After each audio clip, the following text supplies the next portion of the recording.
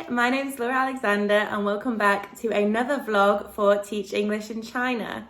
Today's vlog is actually going to be about online tutoring, in particular with the company iTutor, which maybe people have already heard about. It is a really well-known company, but it's tutoring the children and adults in mostly mainland China, but also Taiwan, and I think they do have lots of other Chinese students who are traveling internationally but continue their English studies online.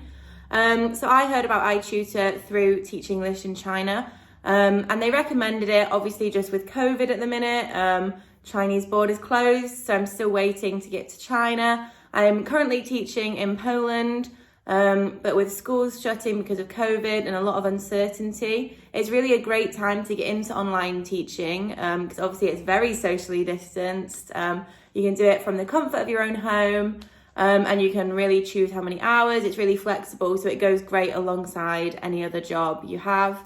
But I recently did my interview and I wanted to share about 5 tips that I found really useful, either things that I found from my own interview or things that friends who had already done the interview told me that I found really useful when you're obviously sat in front of your computer screen about to do an interview. It can be very intimidating, so it's great to have a few extra tips, and hopefully some of the things I share today will help you when you do your iTutor interview. So let's get into it. Okay, so the first main thing to know is before you start your interview, you'll have an option to do a pre-recorded interview or an in-person interview. So the pre-recorded interview, you just sit in front of your laptop, you press start, it'll ask you a question. You can think about, you can choose as long as you want to think about what you want to say in reply, and then you'll press start recording. It gives you, I think, 60 seconds to give your answer, and there's a little timer that you can watch to make sure you're staying in the time limits. And you can stop the recording and re-record if things go wrong. Now, it's worth noting you can only stop and re-record once. So if your first take is awful, obviously try again. But if it's just a little slip up, it might not be worth risking recording again in case something bigger goes wrong. But it's really nice to have that safety boundary. And I did actually re-record 1 or 2 of my answers. So yeah, pre-recorded gives you more time to think, gives you a bit of a safety net to re-record. And it also is just a lot more flexible because you can do your pre-recorded interview whenever you want. You'll send it off and you get a reply within 24 hours. You can also do a real life interview. I normally think I do quite well in interviews, so I was torn about which one to go for. But I did hear that more people were successful with their pre-recorded interview. So obviously, to go with the laws of chance, I wanted to maximize the possibility of me getting the job. So I did the pre-recorded interview.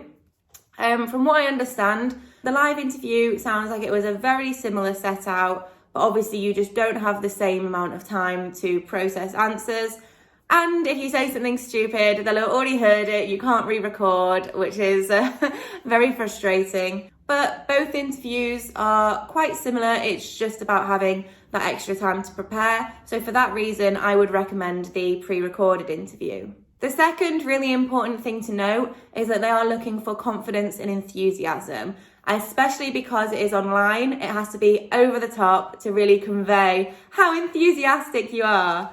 And obviously this does not come naturally to everyone, maybe more so for people that have been teaching young kids. But as this is for adults and young kids, it's important that you have all your bases covered and are super enthusiastic and use big gestures and overpronounce and lots of smiling. And I think this is one of the, enthusiasm and confidence are the 2 main things they're looking for in their teachers. Because obviously they want the students to feel like their teacher is in control and knows what they're doing. And the enthusiasm is important to get students to come back, to get them to enjoy the class and to make sure they are taking in the information. So I was very careful to overpronounce and use big gestures and smile lots, especially in some of the role-playing questions, which I'll explain a little bit more about in a minute. But even just when you're talking in general, it's great to be smiling and show that you're a friendly, excitable person.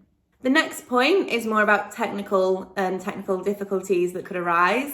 So you want to make sure you have a quiet background with good lighting. And this is because they do put quite a lot of importance on a nice clean background, and they can make sure they can hear you properly. When you actually start doing the lessons, you need to have a headset and they need lighting requirements and things like that. But just for the interview, they don't expect you to have that level of setup already sorted. But it is important that you don't have loud noises in the background because they would be then worried or concerned that when you're teaching students, these kind of problems could arise. And obviously that looks quite unprofessional. And I'm sure they're aware that teaching from home has a lot of difficulties, both like technical wise and noises in the background. So they just want to minimize all of this. So although that's just a small point and probably easy to sort out, it's definitely important to think about before you start your interview. And that's another bonus of the pre-recorded interview is if there's a loud noise in the background, if your housemate has decided to do their washing at whatever time it is you're doing your interview, it's great to have that safety net of re-recording the interview answer, as I mentioned earlier. So the fourth point, which I think is important to go over, is the types of questions they're going to ask. So I mentioned before about role-playing questions. So I know the questions do vary for each interview, but they seem to be along a similar wavelength, and everyone I spoke to had very similar role-playing questions. So my question was about, I have a class of 2 8-year-olds, and one of the 8-year-olds is really keen to participate and answers all the questions, but isn't giving the other 8-year-old a chance to reply. And I was asked how I would deal with that situation. I think my answer was obviously, as I said, very smiley, very enthusiastic. Oh, that's great, Jessica. How about we hear from Adam and then we can compare what answers we got. So something along the lines of just encouraging the students whilst making sure that everyone has a chance to participate.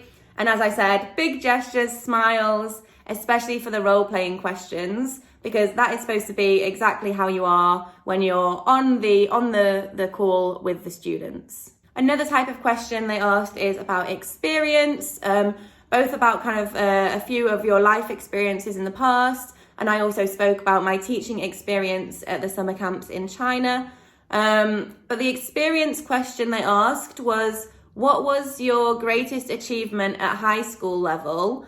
So I spoke about winning an award for writing a short story in high school. And that was like my biggest achievement or thing I was most proud of, I think is how they worded it actually. So and I know that other people had very similar questions about achievements or taking pride in work related to school. I imagine that's so you can get in the mind of what the students want to achieve from iTutor. And just think about what you can help them achieve. So that was another type of question. And actually the last question, the last type of question they asked was a really quite a curveball, quite a vague question. They asked me, to what extent does art refresh the mind? And this is where I'm really glad I did the pre-recorded interview, because if I was asked that live, I really do not know what I would have said. Before I pressed record, I sat there for a good few minutes thinking about, one, what does the question even mean? And two, to what extent do I agree with it, or what can I reply to that? And I'm sure that iTutor don't actually care to what extent art freshens the mind, but I imagine they just want to see how you can deal with a question that you really were not expecting in an interview. And these curveball questions, I just had the one. And I know that a few friends that also do iTutor had similar questions, either about art or about something really subjective, where your reply feels a bit like a waffle. You're just like, I said something about, art freshens the mind. At the end of a long day, you can appreciate art in different modes. I really don't even know what I said, to be honest. I think I blacked out because I was so stressed, because it was such an unexpected question. But yeah, so role-playing questions, experience questions, and a few curveballs I think will be the main ones. There are 11 questions in total, and some of the questions are quite similar. But as I said, nothing too difficult, especially if you're doing the pre-recorded one. The last point I want to make is about a task they had at the end of the interview that I didn't expect, but it's nothing scary or nothing difficult, but they ask you to read a passage at your normal reading speed. So as you may have noticed, I speak quite quickly, especially when I'm nervous or stressed. But I'm aware that when teaching people who obviously their first language isn't English, I should slow down and make sure to really enunciate, to make sure everyone understands. But for the interview, I was speaking quite slowly, especially on the role-playing questions, but I wasn't thinking about it excessively until this last task, which was to read a passage at your normal reading speed. So I actually re-recorded this one because I messed up the words a little bit in the middle. It's just a short passage, but I was stressed at what speed to read it. So my normal reading speed, if I was reading it out loud, just to myself, would be a lot quicker than how I actually read it. How I read it was pretty much my normal speed, but just make sure that I'm pronouncing all of the words and to make sure that it's understandable to people listening. But yeah, that task was also a bit of a curveball because I wasn't expecting it, and I did find it quite difficult to get a balance between, do they want to hear that I'm capable of reading quickly, or do they want to hear that I'm capable of reading at a pace that everyone can understand? But the interview was only 11 questions. It did not take me long to do at all. I just sat down for like an hour to prepare, and the interview went well. Obviously, I heard back in 24 hours. I had been offered a job as a teacher with iTutor, and then I had to complete some training, which there's lots more information about, but I wanted to keep this video just to the interview. The interview went fine, nothing too scary, as I said, and hopefully you feel a bit better prepared for knowing what to expect. And there's loads of other videos as well that can tell you similar experiences, so you can get an idea for all the different types of questions they could ask. But yeah, I really hope this video has been helpful, and comment down below if your interview was any different or if there's anything you think I missed that would be helpful to know. Bye!